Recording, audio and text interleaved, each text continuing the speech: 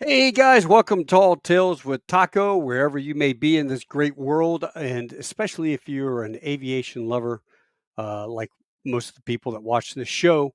I tell you what, I have spoken to astronauts, I've spoken to U-2, F-14 guys, I've spoken to the whole gamut, but I have never talked to a Coast Guard guy.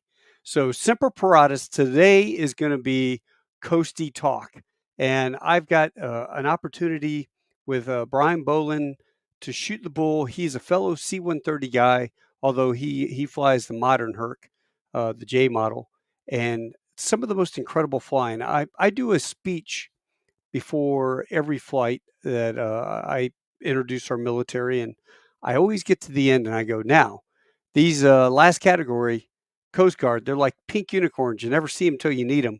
And when you need them, by God, they're there. So, hats off to the Coast Guard because it's the smallest branch. And when I was joining in 1986, they told me if you're looking for excitement, you join the wrong service because all the coasties were going down to Gulf of Mexico and the Caribbean, and they're getting trigger time on 50 cal shooting up bad guys trying to smuggle drugs in. I mean, this is the age of Miami Vice in the 80s. So I kind of wish I kind of wish maybe I had done a couple years enlisted in the Coast Guard. I tell you what, without further ado, I'd like to be Brian on. Brian, how are you, brother? Doing pretty well. How about yourself? I'm doing great. When Dale asked me to read a couple chapters of your book. First of all, congratulations on writing your book. What's the name of the book for everybody? It's Rampage, and then it's Deckplate Leadership Learned under sail. Nice. So when he gave me that, he goes, "Hey, Taco."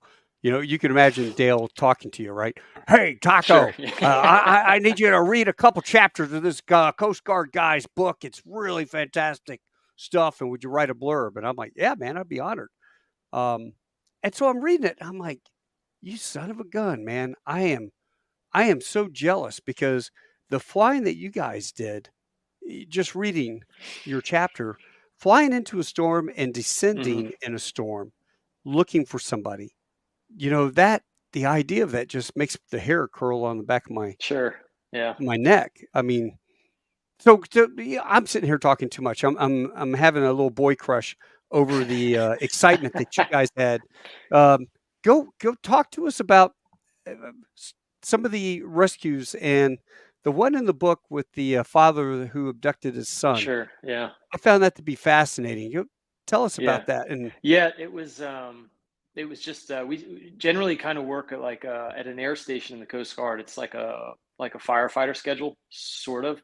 So you'll do these 24-hour duties. And when you're young, like I was, so that was when I was in Clearwater. That was my first flying assignment. I wanted that SAR alarm to go off every time I was on duty. And then, fast forward to 4 tours later, and all I wanted to do was sleep through the night and go home the next day. But we got launched. The little bit of information that we had was that a father had taken his son. He was either divorced or separated, so there was some kind of custody agreement, and Mhm. disappeared on a sailboat out of Tampa Bay. And he had mentioned to some folks around the marina, he had a sailboat, and folks had noticed that he had kind of painted it battleship gray, which is not really a normal color for a sailboat.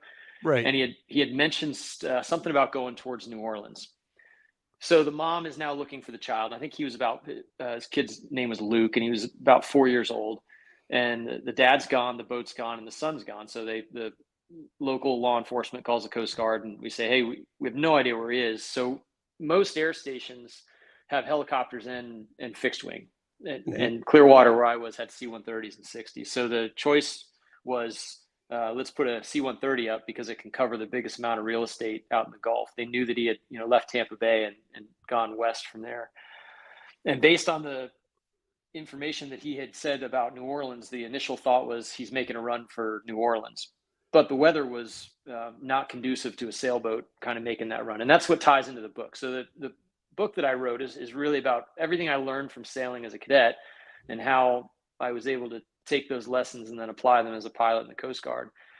And we as a crew made a decision to look outside of our assigned search area on the way back, and we found a small radar contact, basically beelining it from Mexico. And it was wintertime, it was colder out, the winds were Yeah. out of the northeast. So everything made sense that if this guy was kind of desperate, which we assumed he was, and he's kidnapped his son, that's, that every movie about, somebody running away from the law, where they're going to go to Mexico, right? That's kind of a no-brainer. So we went and took a look, and sure enough, it's this battleship gray sailboat, and it's the sun's starting to go down, and we radioed it back in. Our unit then put another C-130 on top of it overnight and tried to stay covert so that not to alert the dad that we were watching him. And then back home, they prepped a 60 crew, and our 60s have a range. They can get out to about 300 miles offshore. And what about you guys? Are you all KC-130 as well? We were H at the time, was HC-130Hs. So my first tour, we were flying the Legacy C-130s, which is funny that we say Legacy now. At the time, it was not Legacy. That was a C-130. Right. And then, the J models, like you talked about, came along, and then the H models got this, grandfather title of being Legacy planes. So we had enough gas on the plane, external fuel tanks, so we could stay in the air for 10 or 12 hours if we wanted to.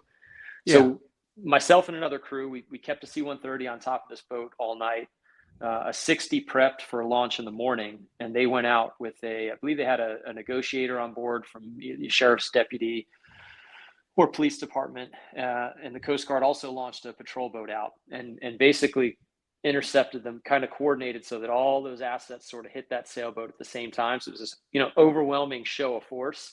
Right. And the dad was like, "Oh, yeah, all right, you got me." So they got the 4-year-old onto the patrol boat. They got the dad. He was, detained.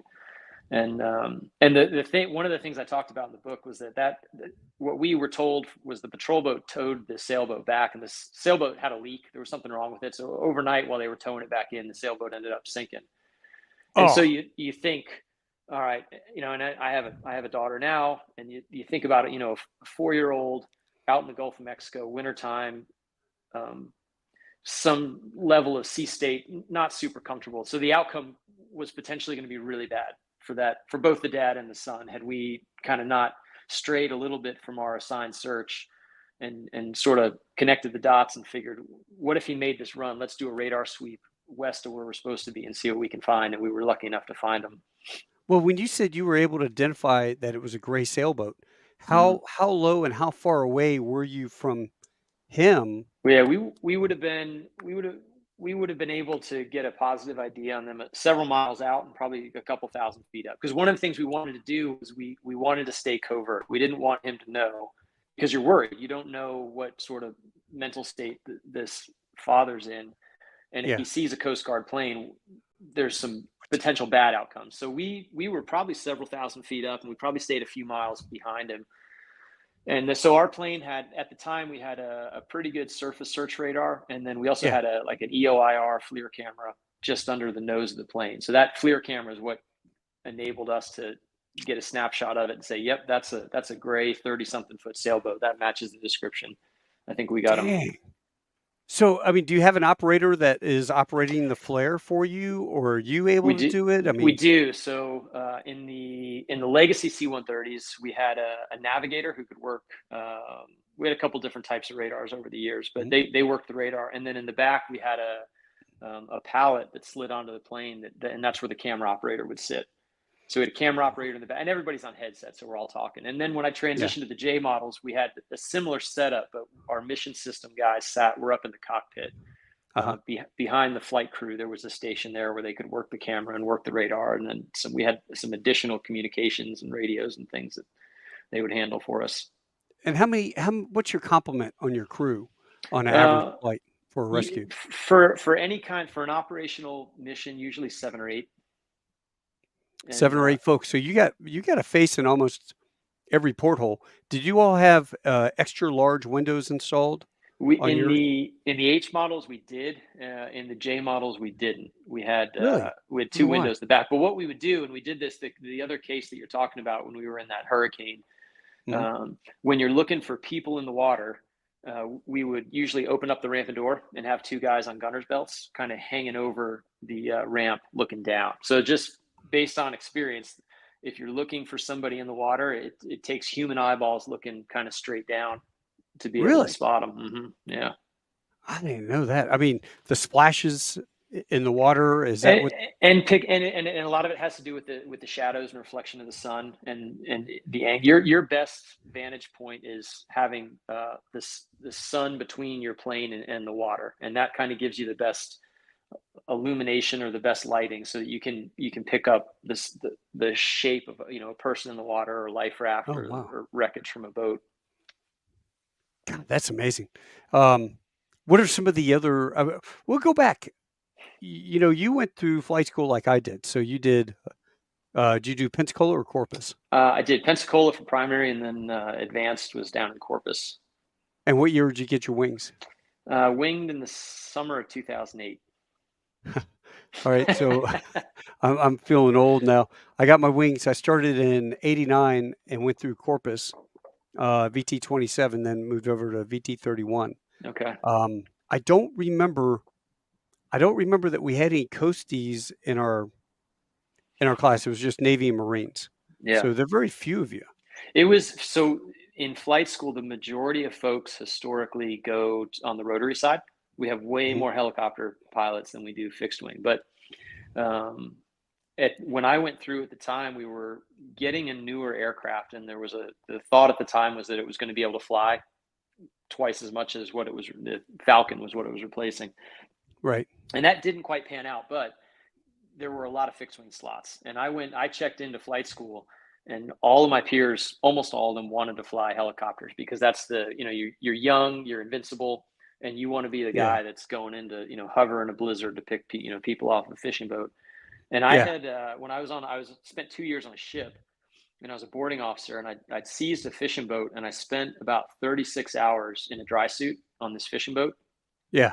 And I was 20, I think I was 23 years old maybe. And I remember thinking at the time, I don't ever want to wear a dry suit ever, because the neck seal it feels like you're being decapitated eventually. Right. So I got to flight school, and they're kind of laughing like, oh, I bet you want a fixed wing spot, don't you? And I was like, well, I do. I heard the C-130s have like a coffee maker, and there's an oven, and I don't have to You wear got a a dry toilet. suit. Yeah, you got a toilet in the back. And so early on in flight school, I knew that I was tracking towards fixed wing. God, that's funny. And how many? I mean, when we talk about, I think 11 or 12% of all Marine pilots get fixed wing, C-130s. So out of the Coast Guard, what is it? Maybe 2%, 3% go C-130s? Out of the ones that are, for C-130s, it's probably, I'd guess less than 10%. It's not that many. And we're a little bit, we're phasing out our last H models are down in Clearwater now, and there may only be 2 of them left. So our J fleet is numbers right around 17 or 18. So our fleet's even smaller than it used to be. When I was going through, I think we had close to 30 H models. So we're in a period where we're trying to grow the program, but there aren't as many 130s floating around as there used to be. And for those when we talk about legacy, I flew F, Rs, and Ts. Our F models were built in 1962. The R models were built in the 80s, and then the T models were built in the 90s. Okay. So that's when Lockheed built those lots. And then when we talk with the Air Force, they have H models. H models, or the E models, were like our Fs, and then the H's were like our Rs, and then the H2s were like our T models. So they were standard C-130 with the T-56 Allison engine, and the new J model looks like a C-130, but it's a totally revamped aircraft. I mean, with the engines and the avionics. When I transitioned from H's to J's, I went back to co-pilot. So I was an aircraft commander in the H, and went through a full qual course for the J, and then it was about a year of flying the J before I was kind of ready to sign for the plane again. So you make a good point. It looks like a C-130, but inside everything's been revamped, and the Rolls-Royce engines now, and FADEX, and the plane's great. The only downside to the J is they got rid of the oven, and now there's just a microwave. So you used to be able to cook a pizza or cookies or something. You can't do that in the J. That's my only criticism of that plane. They got rid of the oven. Man, we had this staff sergeant in Villanueva would make stuffed bell peppers, and we're flying over Oh Rudder, yeah. Spain, and you're like, "Oh man, something smells good. What's in the Yeah. kitchen?" You know, Yeah. and you would all kick in money, and he would come with these coolers full of prepared food Yeah. that he would Yeah. It cook. could Oh, be that was it fantastic. could be 2:30 in the morning. You're 9 hours into a flight, and but if you had a pizza that just came out of the oven and the cheese is kind of crusty, right? Like Yeah. you were fine. You're like this is good living. Jokes that they always play. I don't know if they did it. Do you guys have rails in the back in your yeah, you must We in did. your Yeah. cargo so that they could slide the pallets on, right? The first time I'm a young co-pilot, I'm sitting there flying and I got the autopilot all set or the trimmed out and I put the autopilot on and I kind of look over at the AC and I'm like, hey, not bad. I reach over, grab my cup of coffee, start to take a sip, and the autopilot clicks off and the Hmm. airplane starts this like 300-foot, 400-foot climb straight up. And I'm like, holy crap. I put my coffee down, push the nose over, Yeah. and now I'm accelerated going down. Uh-huh. Now I'm pulling back. And it's this PIO that I got into. And it was those bastards in the back, two Moving. 200-pound guys on boards skateboarding down the rails. So they were like at the front at the bulkhead at the 249. They Yeah. skateboarded back to the tail. The airplane goes up, and then the guy goes, "Okay, he's pushing down now." And then Uh-huh. they skateboarded down, and then that moved the CG. And oh, those assholes! Um, and then we had this Gunny. I see him get up, and he's making coffee. And I'm like, "Hey, Gunny, do you mind? Could you get me a cup of coffee too, please?" And he's like, "Yes, sir. How do you like it? Cream and equal or cream and sugar is fine. Yeah." So he hands me a cup of coffee around the right side by the window, and he takes a packet of cream and a packet of sugar and he drops it in there. He goes, "Here you go, sir." Uh-huh. God. So, I pull the packets out and then open them up, pull my Skillcraft black government pen Yep. that's rusted from stirring coffee, put it back in. I'm sitting there drinking. I get to the end and I see something written in the bottom of the styrofoam cup as I'm drinking it. And I'm like, son of a bitch, what is that? And I look and it says, "I wipe my dick in your cup."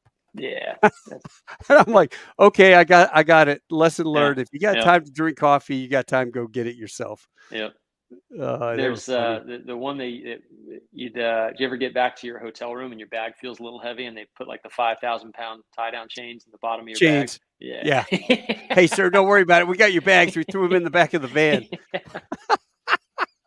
Or they would take the nose wheel, and they draw everybody's name, and they had a little arrow on the thing. It's like wherever it rolls Hmm. and it points, that guy's buying the beer, Buying the round. Yep. buying the round. And it's like, wait a minute, why is it on me? How did it get on me? There's like Yeah. all this.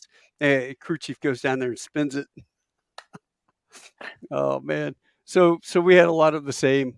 A lot of, Hmm. I mean, I really loved the C-130. I love the cruise. It It was a was a lot of fun. good that was the niche that I needed to find because I don't know that I would have stayed in the Coast Guard had I not found that the world of C-130s and the crews and just the kind of camaraderie and Yeah.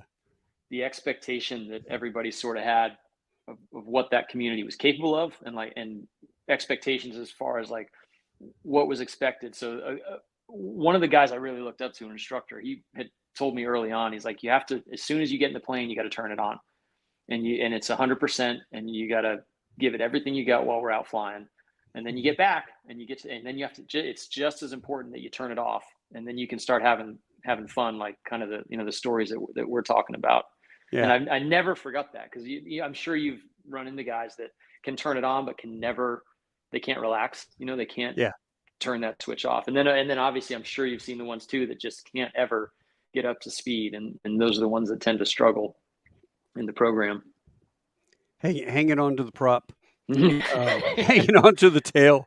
we've Um, all been there. Yeah. yeah, oh god, yeah. So you actually did 2 years. Was that forced? I mean, you did the academy and then It you had to was, serve yeah, out mandatory of 2 years? the Coast Guard kind of prides itself as a sea service. So when I came through the academy, everybody went to sea for 2 years, and there was no way around it. But um, when I got to flight school, one of the things I found was that most of the coast the instructors looked at the Coasties a little bit different because they had a fleet tour under Yeah. their belt by the time they got to flight school. So when I went through VT6, and I did the boat tour for 2 years. Then I went to headquarters and got stashed up there for about a year and a half while I was applying to flight school. So I put on Lieutenant '03 pretty early in flight school. I think I was an API.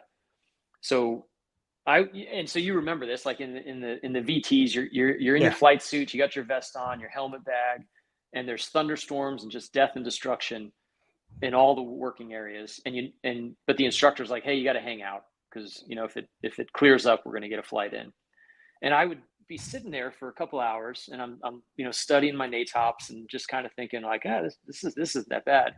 But I had that perspective of having been on a boat for 2 years. And then I remember a student next to me, and they're complaining, this doesn't, why are we here? This is stupid. Why do we, look outside. There's no way this weather's going to pass. I just want to go Yeah. home. And for me, I'm thinking, I'll sit on this couch all day long in a flight suit. Like this is, It's better than the boat. this right. is living. You haven't been on the boat. If you've been on the boat, you would know that if this is what it takes to get the paycheck, this is a pretty good job. Well, I think Dave Manning, who was he's one number junior to me, is a Coastie. He flew, what's the twin engine jet you guys had? Falcon? Yeah, we had Falcons for a long time. Yeah. And what was the other one? Is it just Falcon? I think it was Falcon. I think he flew Falcons, but I think he went straight into the Coast Guard as a pilot. So is that there possible? were some out of the academy, you had to go to the boat. If you went through officer candidate school, they would send a select few would get a direct slot in flight school. I need to ask him about that because I don't remember all the time we were together him ever talking about being a ship guy. I thought he just went straight. And that changed there. But he's not academy though. Okay. There was a time, and I'm out of the loop now, but the academy was sending folks directly to flight school. That started a year or two after I left there, and that was only because they didn't have enough slots on ships to get everybody underway. So I did the 2 years, and I learned a lot from it, but it was also not. I thought, and I sailed at the academy, so I thought a life at sea. This is what I want to do. I want to be on the ocean. Then I got to the boat. I was like, man, I don't know if I want to do this for 20 years. So I need to start looking at something else. How big were the boats? 82 foot? The one I was on was 270 feet and had a crew of about 100. Yeah. And I think we've got some now that are over 400. I think we have a national security cutter that's like maybe 418, 420 feet, something like that. Yeah. So they're up there with some of the smaller Navy ships. Well, I had lunch with my mom and dad today, Taco Tuesday. So we went and had tacos. And my dad, I told him I had you on the show, and he goes, Coast Guard guys. He was in Da Nang. He did coastal surveillance unit, the swift boats, and he was talking about the Coasties were 82-foot boats out there. Yeah, the patrol boats. And he goes patrol boats, and he goes, those guys, they never came home Winchester, they never came home with ammo. They were Winchester. They were never out there short on fuel. They were prepared. They didn't come running into the port when the weather got bad. Mm-hmm. He goes, those guys, great respect for the Coast Guard. So I feel for you sitting on the boat. Now, did you get any trigger time? When I was unfortunately, I regret this too, but I was a boarding officer, so M9 and M16, but we had 50 cals, and then there was a big, I think a 76 millimeter gun on the front of it, and I just never. I never pushed or pressed to get any time behind the 50 cal. And now I look back on that and I'm like, I missed opportunity there. Oh yeah. It's like when I retire, I want to go get hired by those dudes that transit over there by Somalia and just shoot at pirates. I think that would be a blast. Give me an M16 fully auto and just let me shoot at pirates. I don't have any qualms doing that. That'd be kind of fun. Maybe makes me sound crazy, but as a Marine, yeah, that'd be fun. And they told me you screwed up, man. If you want action, you should have joined the Coast Guard. And there's a lot of truth to that. I think one of the best things about the Coast Guard is that you end up in a position with very junior, you end up with a lot of responsibility, and that's Mhm. across the board. That's not just aviation. If you're coastal anywhere in the United States, you're going to see these small 20, 30, 40 foot Coast Guard small boats that are out, Mhm. and that's an all enlisted crew. You're the coxswain who's in charge, maybe an E5, and they're once they get launched out, it's the same thing as it is with a helicopter or C-130. They're on their own to figure out Yeah. how to get the job done. And we've had in the Coast Guard and in aviation, we've had a lot of folks come over from the DoD, so they do their time in the Marines or the Air Force and Navy, and then they'll transition over to the Coast Guard, try to do something a little different. And it's near unanimous that they're caught off guard by the amount of responsibility that's pushed on you when you're junior. So when we would take, I was a lieutenant aircraft commander, and when we use the term deployment, and you'll laugh at this, but our deployments were, we would deploy the aircraft and crew for about 2 weeks and then bring it back. We'd fly it for about 90 hours and then bring the plane back. It needed a maintenance cycle. But Yeah. we would just go on our own. There was no, like, we never, the squadron model that the DoD uses, like a squadron's going to work up and then a squadron's going to deploy. We don't do that. So we'll take whether it's a helicopter or a plane, and say, hey, you're going to El Salvador and you're going to operate down in El Salvador for 2 weeks. Call us if you have any problems. And then they kind of send you on their way. So it's a different mentality in the Coast Guard, and that's So how are you guys operating outside of coastal territorial waters and stuff? so they we can do as a branch of the military, right? So we can do domestic law enforcement. Okay. We can also do international.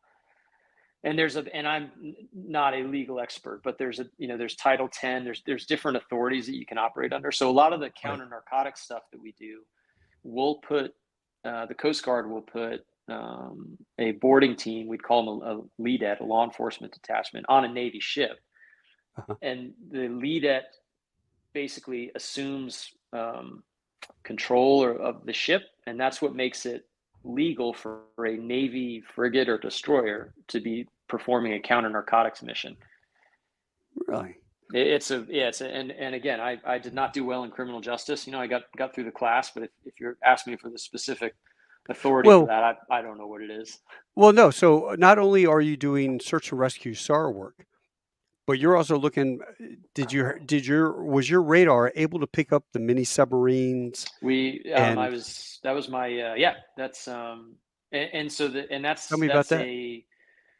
the counter narcotics mission is run through Southcom, and then inside Southcom there's a task force, Joint Interagency Task Force South, and they run the drug war. We don't call it a drug war anymore, but everything coming up through South America, as Hmm. it comes either through the Eastern Pacific or through the Caribbean, as it's all getting pushed north, because all the drugs start out, they're produced, loaded onto some kind of boat or plane or truck, and it starts its kind of long march to the U.S. And a lot of it moves, like you're talking about, over the water. And so my first time in Central America would have been probably 2008, and so I watched their methods change. So they would use go fast, over boats with 3, 4, 5 outboard motors. Yeah. And then we started getting good at catching those. So then they start using fishing boats, and then we get good at catching those. And then they'd start using the subs, the SPSSs, the semi-submersible subs that you're talking about. Yeah. And we got good at catching those. And then they moved to LPVs, so low profile vessels. And they figured out, I don't know how they did it, but I'm convinced they figured out ways to defeat our radar, because the boats that these were purpose built drug smuggling boats that would stay Uh-huh. really, really low and have minimal radar return. And the cartels, like, you talk about, you know, the way they can just pivot overnight. They can completely change their business model and say, hey, these boats that we've been using that go fast and we're running them through the Eastern Caribbean, that doesn't work. So now we're going to pivot over to the Western Caribbean and we're going to put them on fishing boats, and they'll change their tactics overnight. And then Huh. obviously it takes us a while to spool up to figure out what they're doing. But what's really cool is our radar operators as they matured and once they got a couple deployments under their belt, they got real good at recognizing the different sort of radar returns and the different features of different boats. So the last time I was down there, we were flying over the Eastern Pacific, and I had a really, really good radar operator, and Uh-huh. he was adamant. He saw one streak on his radar, and then it disappeared because we had some weather that was blocking a lot of the radar returns. And he just said with this confidence, he's like, "That's an LPV, I guarantee." And we went around and we found a hole through the weather, and sure enough, 1,000 miles offshore, there's this low profile vessel. It looks like it's just this slim little wedge in the water with a bunch of outboards that are kind of shielded. Uh-huh. And it doesn't put out much wake. It doesn't put out much of radar return, but he knew how to tune the radar. And he got one little streak and he goes, that's what we're looking for right there. And sure enough, it was. And then what would you guys do with that information? Would a Coast Guard cutter go get them? Yeah, Navy? we would have Coast Guard cutters and Navy ships down there, and then a lot of the partner nations, the Royal Navy would be over there, the Dutch, Hmm. That task force under Southcom it was like a game of chess because they would put us somewhere to patrol, and then they would try to stack something north of us where the drug boat's going. So if we can find it, then they can sort of play the game to get the ship in place. And I think we're talking about it earlier, but we have a unit, and their sole purpose in life is to deploy on the back of ships, and they put a 50 cal out the side of a helicopter and they shoot the engines out. And that's kind of the tried and true way of stopping the boat. Oh, that's cool. Now, Yeah. do you all do anything in Somalia, or you all patrol out that far, or no? In C-130s we did not. No. And I think the Coast Guard can get involved in the piracy game a little bit, but I never Yeah. had anything to do with that one. How about the Chinese and their Coast Guard? I see they have these big, giant, look like warships, cutters Yeah. Yeah. that are out there harassing everybody. We have a unit. So we do have cutters that are all the way over. I mean, we've had Coast Guard cutters that are patrolling the Taiwan, the Strait. Mm-hmm. In terms of C-130s, we have a unit in Barbers Point out in Hawaii. Yeah. And they are really busy with fisheries patrols, because one of the things that's happening over in the Pacific is there's a real fight for the living marine resources. So there's a finite amount of fish, and everybody wants those fish. And there's territorial rights that each of those individual islands have. There's a lot between the Philippines and China right now. Just name a country in the Pacific, and they have some sort of issue where another country is encroaching on their economic zone and trying to illegally fish where they shouldn't be. And so that's one of the when you were flying C-130s, you probably had, I'm assuming, like if you were in a threat environment, you probably had the cockpit. Did you have like the armor in the cockpit and like the self-sealing fuel tanks? No, you know what? I never flew in combat. I was Okay. a ground officer in Iraq, and I had a ground tour in Afghanistan with the police. Gotcha. So, I mean, by the time my reserve squadron had been deployed for 2 years and they got demobilized, no C-130s. I couldn't fly anything but T's, and there were no T's over there. There were just Gotcha. J's. I learned very early on, we didn't have the self-sealing fuel tanks because the thinking was we're the Coast Guard and people aren't going to shoot at us.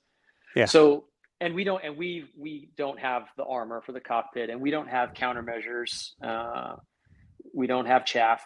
Our planes don't have any of that stuff. So there's things we can't do. We can't get in the fight. But what we can do is the Pacific's starting to get a little bit more heated. Because of the sensor system that we have and the camera that you and I were talking about. We can get involved in trying to prosecute those illegal fishing cases, and that's sort of the Coast Guard's niche in that conflict that you're talking about. That's spread across the Pacific. There's nowhere over there now where there's not some level of illegal fishing going on, and it's getting that has a global impact. That is amazing. I mean, you wouldn't think about that. So, you've got search and rescue. That's a huge. I mean, that's not an everyday event, right? Not every day. You've got the drug interdiction, and then you've got the fishery. You guys are pretty active. They keep us busy, and we do it. With the C-130s, we do a little bit of logistics as well. So we'll have missions where we're moving our own people or moving equipment. But the logistics thing is sort of a secondary mission. So primarily the planes exist for search and rescue. That's our bread and butter. The counter narcotics one, we get involved in that one pretty heavily. And then another one, this one's pretty cool.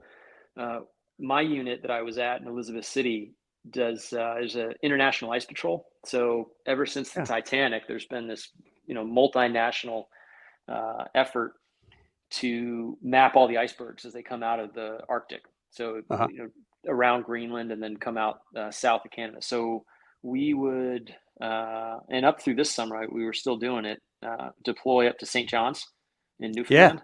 Yeah, and, good time. And again, so we're deploying. It's a 2-week trip. You take the plane up there, and we would fly almost daily. And it's all daytime flying because it's a visual thing. And there's a separate command, the International Ice Patrol. And they're the ones that produce these charts, and it goes out to the global shipping community and says, hey, this is the southern limit of where the icebergs are. So just heads up as you're coming across from the Atlantic. If you dip south of this position, you'll stay clear of the ice field. And then also what ties into that, there's a research component to that too. Is they're tracking each year. Is it how big is the ice flow? How many icebergs are we seeing? How far south are they going? And then tie in global weather patterns and global warming and whatever else is going on in the world.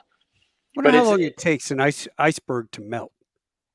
I couldn't tell you. I think it's a years long cycle of when you can kind of see one that's starting to break loose, and then it starts that journey where it comes out between Greenland and Canada, and then gets south out into the North Atlantic. I remember being up in St. John, seeing a big iceberg come into the harbor. That's every couple of years you'd get some that would actually punch into St. John's Bay itself, and then every now and then the harbor would fill up with pack ice, and it looked like it looked like a sci-fi movie because it's just this like really dark shade of blue, and the whole harbor would just get, because it was so cold. So then you get this fog sitting on top of it, and it looked like you're on the moon. Yeah, that I don't remember the pack ice. I remember being up there in the wintertime. A lot of snow out on the ramp. I mean, like 11-foot piles of snow. We would fly Fort Worth to DC, Andrews, and we'd pick up a box.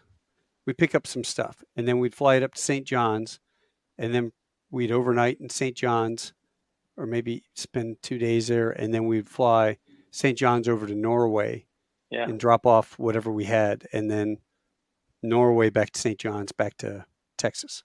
Mm-hmm. And I love that place. I mean, that's gorgeous houses. St. John's is a mecca. I think every C-130 that's going over the Atlantic is going to stop in St. John's. There's days you can get up there and you'll count. There's 15 different Hercs all taxiing around on the ramp up there. It's really cool. Yeah, man. Everybody's got to get skeeched up there, right? Screeched. Is it skeeched? Screeched? Screeched in. Yep. Screeched in. Yeah, that was it. Screeched in. Kiss the frozen cod. Yep. Yeah, that was some good times. We had a great time up there. The flying into the hurricane? Yeah. What is that like? I mean, I find some pretty harsh weather in a jet, but what was that like flying into the bands? That case, what was tough with that one was that hurricane was breaking apart. So the hurricane hunters are a guard unit down in Mississippi, and we would use their simulator quite a bit for training. So we got to talking to them, and they would always tell us like, hey, if you're in a hurricane, don't go below 5,000 feet. And we're like, well, we kind of have to, so, but what else can we do? And when a storm is mature, that it's got that counterclockwise rotation to it, right? And it's not pleasant, but you sort of know what you're getting into. And the one that I went into that I kind of closed the book out with, that hurricane was starting to fall apart. So there were as it was breaking apart, you'd hit an area where the weather wasn't all that bad. Sea state was horrible, but the weather itself wasn't bad. And then you'd hit another one of these bands and punch through that and then get into another one. And the direction of those bands and the direction of the winds kept shifting on us. So it wasn't like you had this, you couldn't predict what the winds were going to do each time you hit one. So what I talked about was the first one that we went into. I think the winds were a little over 100 miles an hour. Jeez. And as it was breaking apart, the flow of the storm is no longer, it's not lateral. You know, the hurricane's got that counterclockwise flow, and that's where we hit that downdraft. And that was if nothing else, that's what really rattled me. Because when we drop a life raft out the back, we do it at 200 feet. And it was a second. Like it was not something that I could have even processed and recovered from. We just instantaneously lost 200 feet in altitude. And then I really had to wrestle the plane after that to come out of that and get it back under control. And it took us all, we were off the search. And so are you VMC at that time, or are you in IMC coming all the way down? We'll do a letdown. We can do an IMC letdown if we have to. We try to find holes that we can get through. It's due regard. So you work under the assumption that there's probably no one out. There's probably not a Cessna that's out there doing touch and goes, you know, in the middle of the storm. Yeah. We try to stay VMC as much as we can, but it's inevitable that you'll probably have to do a letdown at some point in the clouds. And so in that one, we were kind of in and out of cells as we were coming down to get down to our search altitude. So who is, I mean, what do you have to be able to detect your actual height above the waves? Below 1,000 feet, you start, and this is one of the things that you brief to the crew, is at some point you transition from your bear alt to your radar altimeter. Right.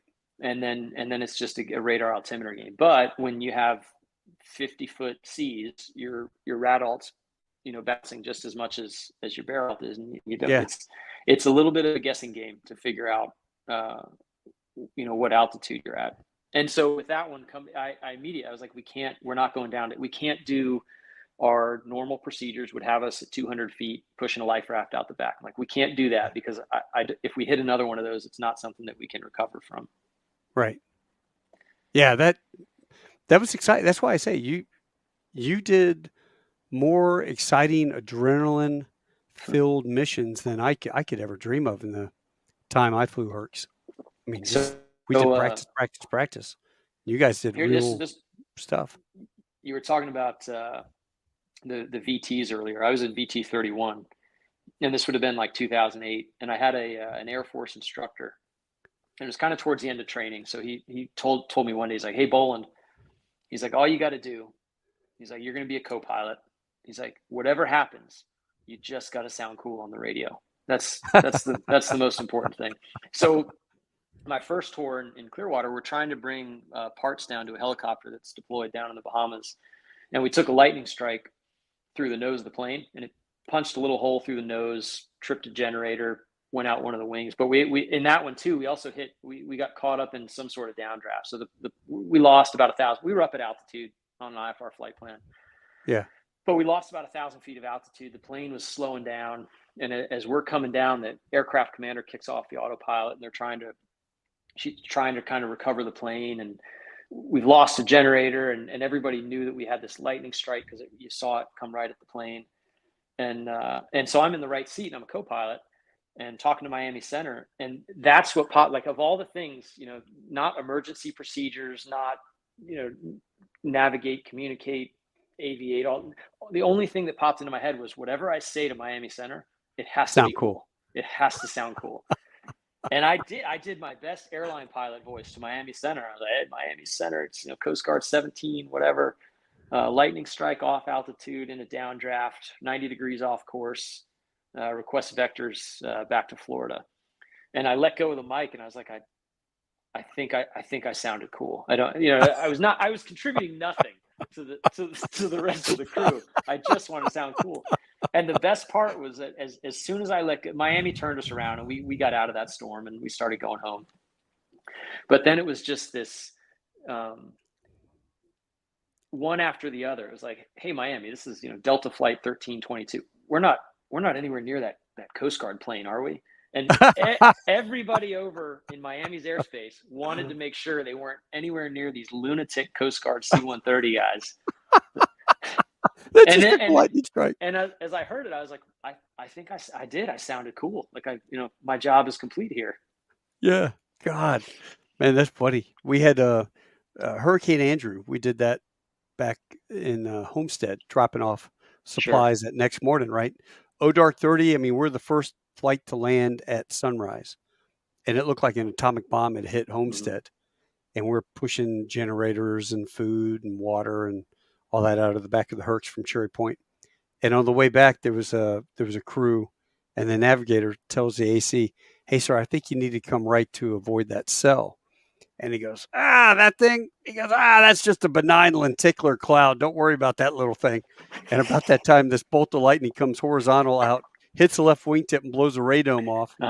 So, so the navigator just puts his hands up and goes, Yeah. "Well, sir, that benign lenticular cloud just took out the radar, and you're on your own. I'm going to go in the back and go sleep now. Yeah. You Wake me up when you we get there." yeah. When your navigator tells you something, you want to Yeah, listen to him. Yeah. yeah. Yeah, benign lenticular cloud. Hey, your time as a ship guy, did you ever come across a rogue wave? They talk about these Yeah. rogue waves out there in the ocean. Probably not a rogue wave, but we did this was a very cool experience for anybody if you appreciate the ocean. We were south of Long Island on a North Atlantic Fisheries Patrol, and we got into. They were only about 25-foot seas, and this was a 270-foot ship. Hmm. But the period of the swell, the waves were so they were spaced in such a way that we couldn't make any forward headway, Wow. because if we went any faster than we were going, the ship felt to me like it was going to come apart. You could feel the whole ship shuddering. And if we went any slower, the way we were just getting pushed backwards. So we spent the better part of a day basically just holding station with the bow just smashing into these 25, and it ripped we had on the bow all the lifelines and the little poles that hold the lifeline, all that stuff Tensions got, and stuff. Yeah. the stanchions, all that got just ripped. The waves just ripped all that stuff clean off the front of the ship. So the only thing left on the bow was, had some fittings and stuff in the 76 millimeter gun, Wow. but everything else just got ripped off. And I was on watch, and I remember standing on the bridge and just thinking, you feel so small when you're in the middle of something like that. And those were 25-foot waves. So when we talk, the hurricane flying through that one that I closed the book out with, those were 50-foot waves. And I don't say that was not me looking at it and saying those are 50-foot waves. That was NOAA buoys that are out in the ocean that are recording this stuff. And we looked at it when we got back, and we're like, man, those are 50-foot waves. So for the guy that was stuck in that hurricane, he was in the water trying to keep his head above water in 50-foot waves. And it's having been in 25-foot seas, I can't imagine what that's like, because that's an exponential increase in the energy that is in every single one of those waves coming through and breaking over you. So having seen that, it's cool. It's an awesome thing to see, but it's also kind of Yeah. terrifying, Oh yeah. Yeah. I watch those. You know how you get sucked down the YouTube channel of Oh, hell, and it's like, how did I go from watching this to I'm watching Coast Guard or ships breaking into the ocean with these mm-hmm. big, massive waves, and then all of a sudden, the algorithm detects, ooh, he wants to see rogue waves, Yeah. and I mean they are huge. Here's a cruise ship that's 100 feet above the water, and it smashes the bridge's windows out. Mm-hmm. I'm like, God, that's big. Mm-hmm. Yeah, that would make you feel pretty insignificant. Did that guy in the hurricane? Did he make it? Nope. No, the first area that we searched was where we hit that downdraft, and I didn't stay there for long, because I looked down and I thought, we have no procedure. We don't have a way to even drop a life raft out the back of the plane, and we can't find him. It's all my energy just to fly the plane. We can't effectively search if all I'm trying to do is keep the plane straight and level. Right. We went to a second area we got another ping from, he had like an EPIRB or some kind of locating beacon. And that's where we found him. And he shot 2 flares up out of the water at us, and we saw him. And so that's how we knew that he's down there in the water. But we flew over the rough area where the flares were. We couldn't see anything. We did more searches than I can count, and didn't get any more flares from him. And we would catch a ping off of his beacon, and then we wouldn't hear anything for 30 or 40 seconds. And what was happening was the EPIRB or whatever he had was getting swallowed by a wave. Oh. And underwater, and then it would pop up at, the crest of a wave. We'd get another ping off of it, but then it would disappear again. And so what we did, we waited, the sun went down, and I thought that would generally, because in the J we were flying with night vision goggles. Right. And so my assumption was this guy knows how to sail. He shot 2 flares off at us. He's still out there. If he's got a flashlight or a strobe or anything, once it's dark enough and we put goggles on, we'll be able to see him. And so then we stuck around once the sun went down and kept flying searches. And we couldn't get we couldn't get anything from him. We couldn't find any debris from the boat. And the radar's useless. In 50-foot seas, the radar's not, because every wave's blocking, any sort of meaningful radar return. And what about thermal? Any thermal? Yeah, and then we had the camera going as well. So the guys are on the camera, but your thermal camera FLIR is going to work great if you're looking across a calm sea, and we'll be able to see they can spot body temperature, that difference of water. But 50-foot waves that are breaking over themselves in white water, we couldn't find anything. And we eventually put a flare out, and all we wanted to do was use that flare as kind of a datum, just so we could visually mark one position and then kind of work around that. And we pushed a flare out that burns pretty bright, and it took us the better part of 10 minutes just to find the flare, because the flare was also getting swallowed by waves. So it would go underwater and not pop up again. And so that was where we'd been at it for several hours and kind of looking at the fuel gauges. And that's when, as the aircraft commander, that's your call. You got to say, hey, we can't keep doing this. We got to head home. So that was that. Right. And that's, I close with that in the book, because to me, that's important, that like everybody always wants to hear the Coast Guard happy rescue story. And there's so many of them out there where somebody's alive because, Coast Guard crew went out and got them. But from my perspective, as somebody who did, 4 flying tours, I think about how many folks we couldn't find. Yeah.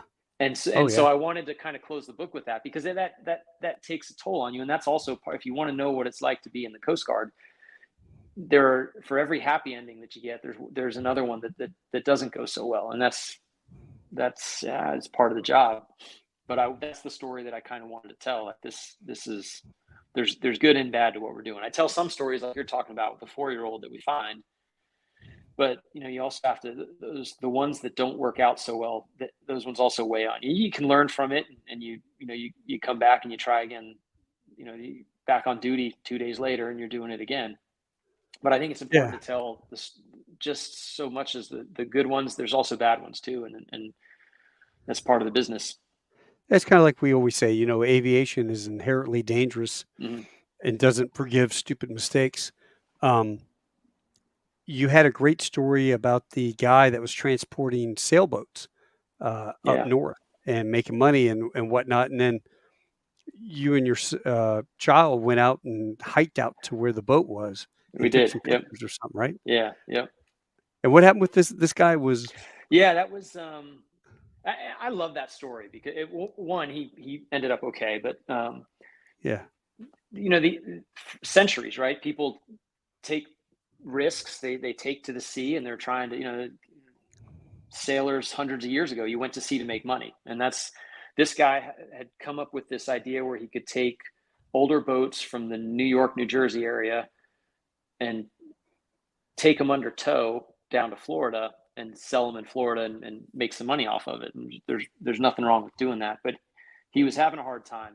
So the one I told was when he first stopped checking in with his girlfriend, she called the Coast Guard, And Mhm. so I was on duty, and we got launched, and they said, hey, he's going from point A in New York to point B in Florida. And they assumed a beeline, like a direct line uh, from New York to Florida. So they wanted us to search offshore, and northeast winds. It was cold out, Yeah. and I knew he was, towing a boat. And so, the book again is things I learned while I was on the sailing team at the Coast Guard Academy. I was like, well, when you're cold, wet, and tired, if you can find shelter, you're gonna take shelter. So I kind of politely asked, hey, before we work offshore, can I run up the eastern uninhabited islands of the Delmarva Peninsula off Virginia and Delaware? And they said sure, and we found him, and that's where he was. He had been getting beat up by unfriendly seas and cold weather, and he took both his boats inside a place called Hog Island was where he took them inside. And so 2 a.m, and we're overflying this guy at 200 feet, dropping a radio to him, and called him on the radio, and he's like, yeah, I'm okay. And there's a Coast Guard station up there too, so we got them to launch. So the Coast Guard small boat was going to come out and see if they could help this guy. So as they were moved, we could see them kind of on the horizon coming towards him. So we left and found out that he beat feet. He jumped in one boat because he knew that they were probably going to terminate his voyage. They would say, hey, it's not safe for you to keep doing what you're doing. So he got out of there before they caught him. And he made it, maybe another 100 miles, and then he washed up on the Outer Banks in North Carolina in another storm. And I think one of the boats had a problem, so they both washed ashore. And he was unable to get either of those out of the surf. So one of them was destroyed. The other one washed up on the beach. The other one, I think he maybe got that one towed out or something. But then, so years later, and if you go to the Outer Banks, there's just shipwrecks up and down the Outer Banks. Right. Some of them from a week ago, some of them from 200 years ago.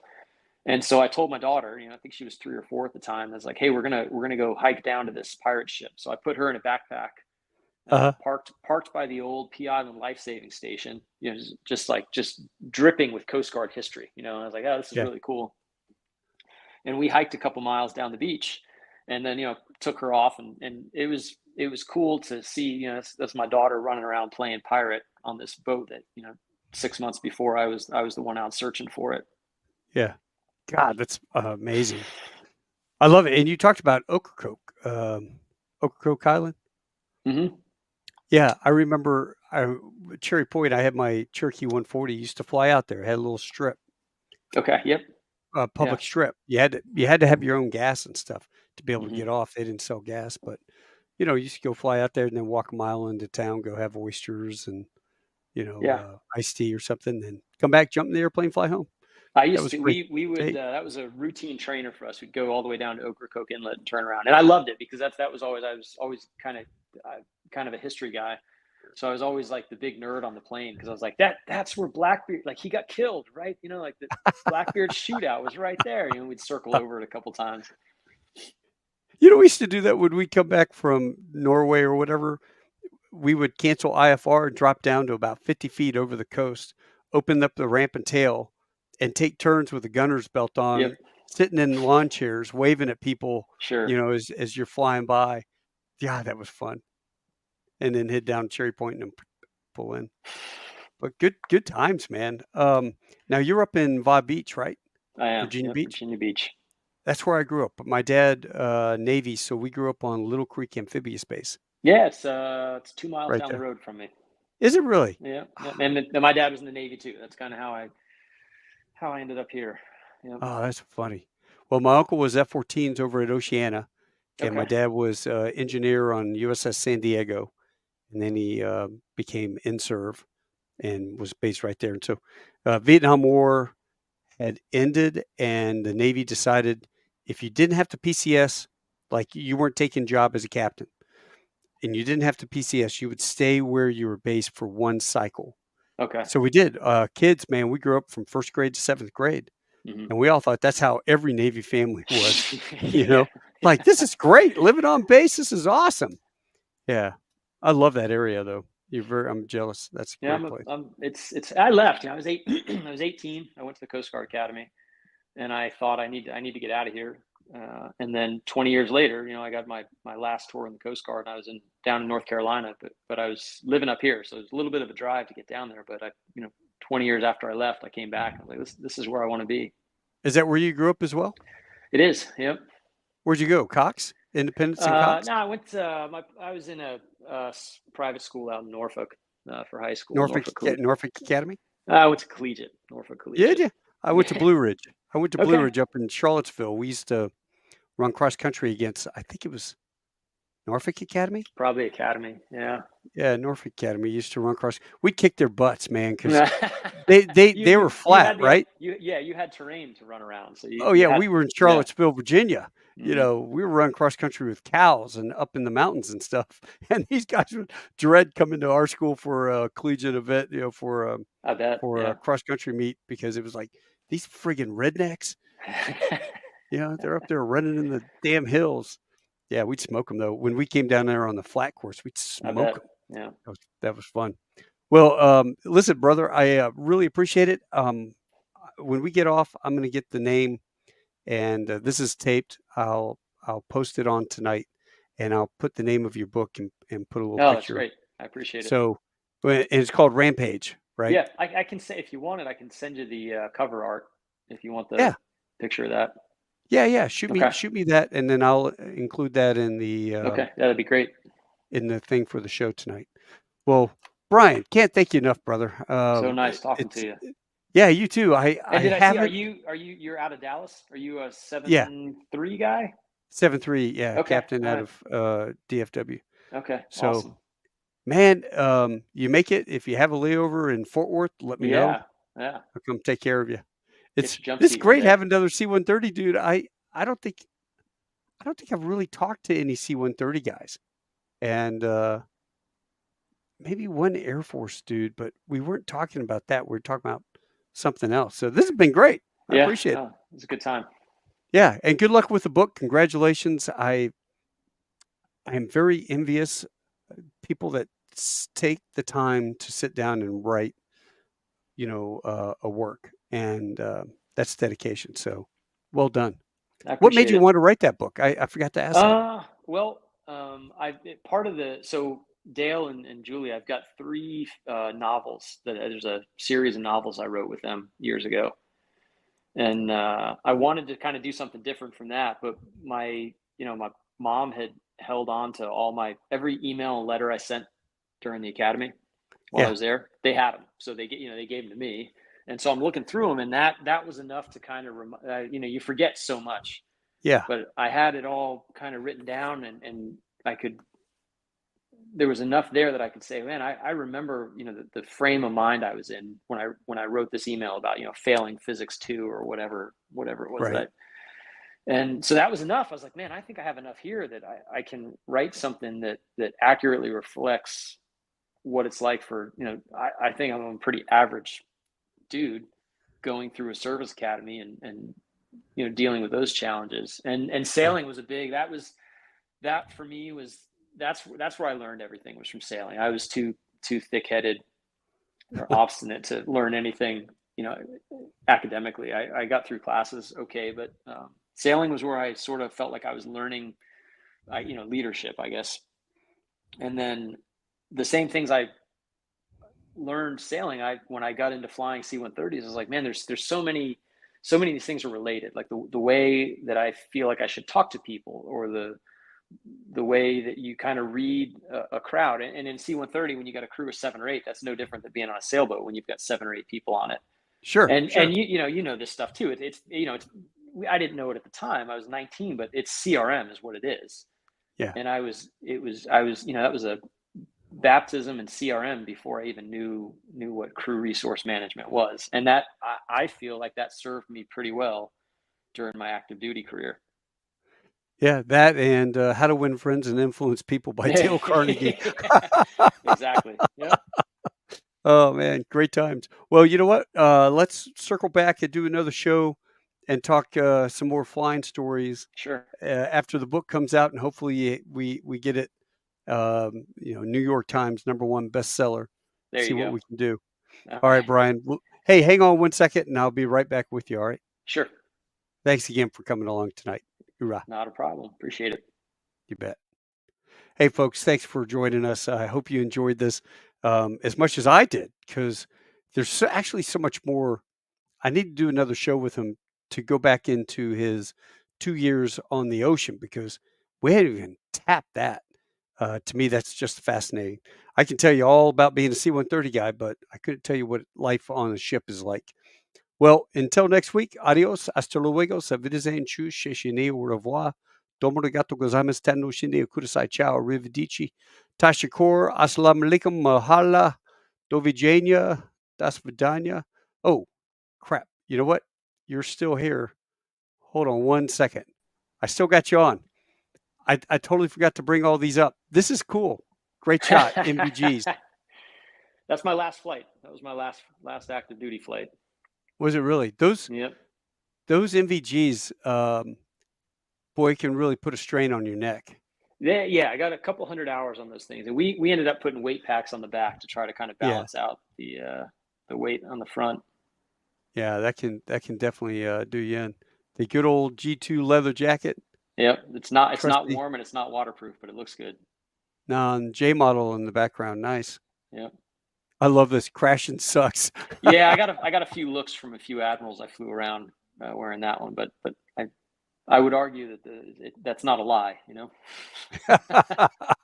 Is that a sweatband around your head?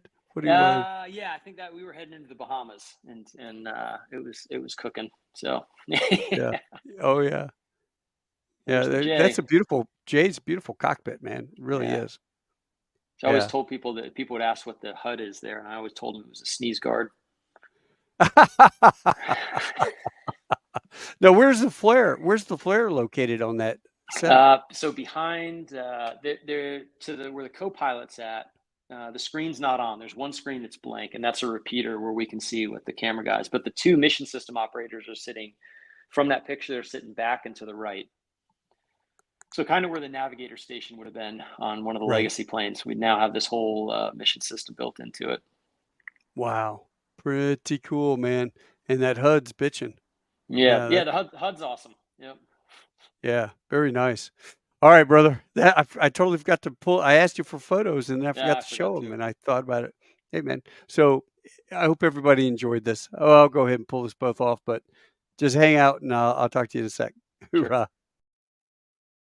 Well, you guys take care. That was fun. We'll talk to you later.